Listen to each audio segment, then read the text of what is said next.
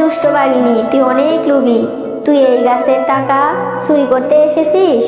এই দেখ, এখন তুই শাস্তি ভোগ কর।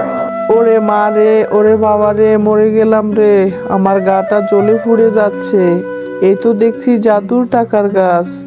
জাদুর টাকার গাছ, আমাকে ছেড়ে দাও, আমি আর কখনো চুরি করব না।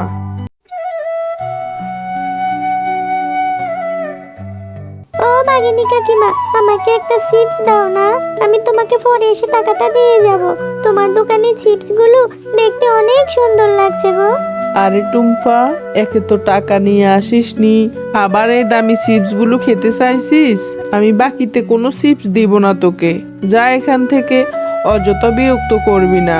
ও কাকিমা, তুমি আমাকে ছোট থেকে 5 টাকা দামের একটা চিপস দাও না বাকিতে। আমার খুব চিপস খেতে ইচ্ছে করছে, আমি আমার মায়ের কাছ থেকে তোমাকে টাকা এনে দিয়ে যাব। আমাকে একটা চিপস দাও না কাকিমা। আরে আরে, এই গরিবের বাচ্চাদের নিয়ে আর পারি না। টাকা নেই, চিপস খেতে হবে কেন?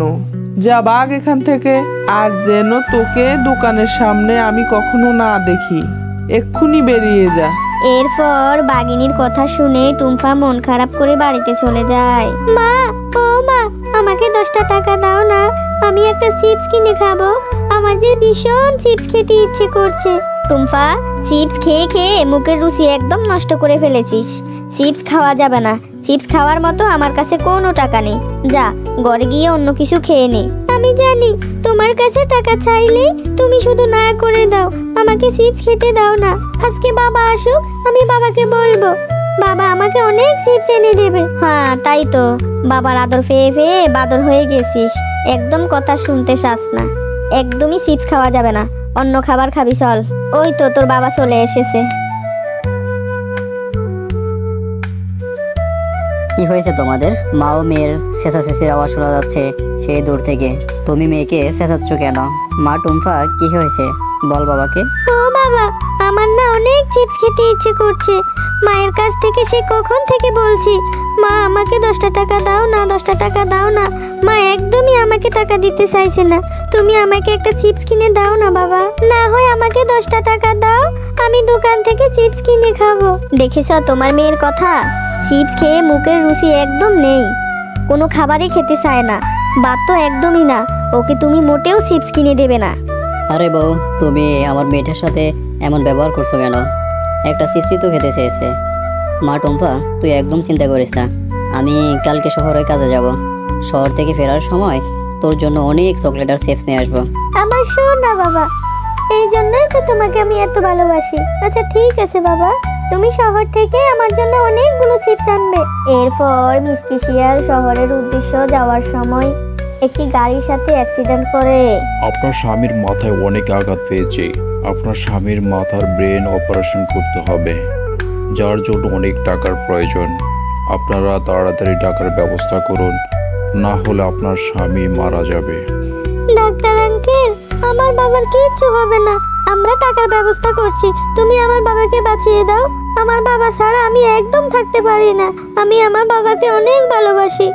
মা, আমার অনেক খিদে পেয়েছে, আমাকে কিছু খেতে দাও না। মা, আমি বাবার কাছে যাব, আমাকে বাবার কাছে হসপিটালে নিয়ে যাও না। টুম্পা, আমার কাছে যে টাকা নাই রে মা, আমার কাছে যে টাকা ছিল তোর বাবার চিকিৎসার জন্যই তো খরচ হয়ে গেছে। যাই, বাগিনী বাবের বাড়িতে গিয়ে দেখি, আমাকে যদি কিছু টাকা ধার দেয় আর যদি কিছু কাজের ব্যবস্থা করে দেয়, তাহলে তোর জন্য খাবার নিয়ে আসবো মা।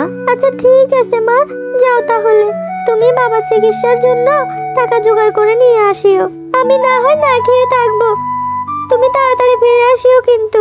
বাগিনী ভাবি, আপনার বাড়িতে আমাকে কিছু কাজের ব্যবস্থা করে দিবেন আর আমাকে কিছু টাকা ধার দিন। আপনাদের মিসকে যে খুব অসুস্থ, হসপিটালে আছে, আমার যে অনেক টাকার প্রয়োজন চিকিৎসা করতে। হ্যাঁ রে শেফা, আমার বাড়িতে কাজ করার জন্য একজন লাগে। তুই আমার বাড়িতে কাজ করে দিতে পারিস, কিন্তু আমি তোকে কোনো টাকা দিতে পারবো না রে। আচ্ছা ঠিক আছে বাগিনী ভাবি, আপনি আমাকে একটা কাজের সুযোগ দিয়েছেন, এটাই বেশি। কিন্তু বাড়িতে যে আমার মেয়েটা না খেয়ে আছে, আপনি আমাকে অল্প কিছু টাকা ধার দিন না ভাবি। আমাকে 200 টাকা দিন, যাতে মেয়েটাকে কিছু একটা রান্না করে দিতে পারি। আরে শেফা, তোদের মতো গরিবদের এই একটা সমস্যা। তোদের একটা কিছু বললেই মোটেও বুঝতে চাস না। আচ্ছা ঠিক আছে, যা, কিছু টাকা দিয়ে দেব। এবার বিদায় হতো। মা, তুমি আমার জন্য রান্না করছো? আর বাগিনী কাকিমা কি তোমাকে টাকা দিয়েছে? আরে মা, আমাকে একটা কাজের ব্যবস্থা করে দিয়েছে আর অল্প কিছু টাকা দিয়েছে। যে টাকা দিয়েছে তা তোর বাবার চিকিৎসা হবে না, তাই তোর জন্য খাবার নিয়ে এসেছি। মা, তোমার রান্না করতে তো অনেক সময় লাগবে, আমাকে 10টা টাকা দাও না, আমি দোকান থেকে কিছু খেয়ে আসি। এই নে টুম্পা, এই 5 টাকা। এটা ছাড়া আমার কাছে আর কোনো টাকা নেই। যা, এই টাকা নিয়ে কিছু খেয়ে আয়। বেশি দেরি করবি না, দ্রুত চলে আসিস। তারপর টুম্পা তার মায়ের কাছ থেকে টাকা নিয়ে চলে যায়। মায়ের কত কষ্টের টাকা, এই টাকা নিয়ে আমি চকলেট খেয়ে শেষ করে ফেলবো। আমি টাকাটা নষ্ট করব না। আমি বাবাকে ছোটবেলায় দেখেছি, বাবা যখন কোনো বীজ রোপণ করত সেখান থেকে গাছ হতো। আমি যদি এই টাকাটা রোপণ করি তাহলে তো এই টাকা থেকে একটা গাছ হবে। আমি এই টাকাটি এখন রোপণ করে দেব। তারপর টুম্পা তার 5 টাকার কয়েনটি তাদের বাড়ির উঠোনে রোপণ করে দেয়। রাতের বেলা সেই রোপণ করা কয়েন থেকে একটি অনেক বড় টাকার গাছ হয়ে যায়। আরে টুম্পা, এই টাকার গাছটা আমাদের বাড়ির উঠোনে কোথা থেকে আসলো? গাছে টাকা ধরতে আমি তো আগে কখনো দেখিনি, কি আজব ব্যাপার। মা, তুমি আমাকে যে 5 টাকার কয়েন দিয়েছিলে, আমি সেই টাকাটা রোপণ করে দিয়েছিলাম। মনে হয় সেই টাকা থেকে এই টাকার গাছ হয়েছে। এখন আমরা বাবার চিকিৎসা করতে পারবো আর আমি অনেক অনেক চিপস খেতে পারবো।